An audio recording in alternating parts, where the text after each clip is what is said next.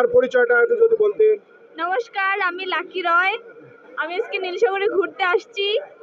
আমাদের নীলসাগর হচ্ছে নীলফামারীর ঐতিহ্য। এখানে আমাদের যে চৈত্র মাসে মানে স্নান যাত্রা স্নান যাত্রা উপলক্ষে যে মেলাটা, আমরা এখানে মেলা উপভোগ করার জন্য আসছি।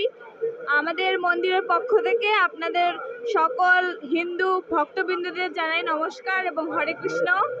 আপনারা সকলেই আমাদের এই মন্দিরে আসবেন।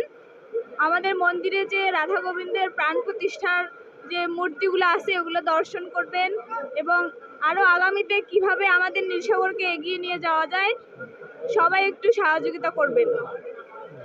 আমি এখানে আসি আজকে, কি বলবো, বৃষ্টিও চলে আসছে। আমরা সবাই ঘুরতে আসছিলাম, তো কাকুদের সাথে দেখা হলো, অনেক ভালো লাগলো।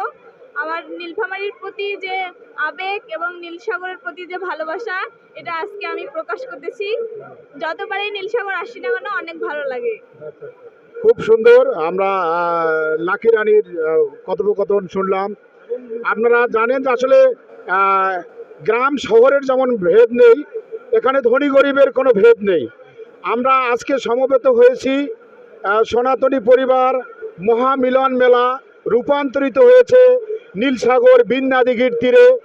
আপনারা জানেন চৈত্র মাসের ত্রয়োদশী তিথিতে মধুকৃষ্ণা ত্রয়োদশী তিথি, এই তিথিতেই উপলক্ষ করে পূর্বপুরুষদের উদ্দেশ্যে এই জায়গায় এই গঙ্গার তীরে স্নান উৎসব হয়ে থাকে।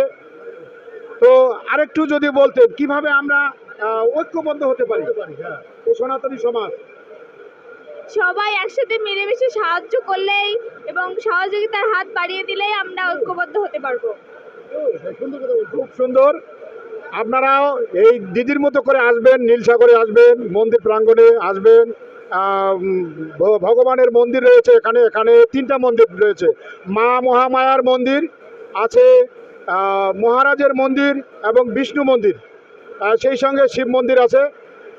আপনারা হয়তো অনেকেই জানেন না যে নীলসাগরে কী কী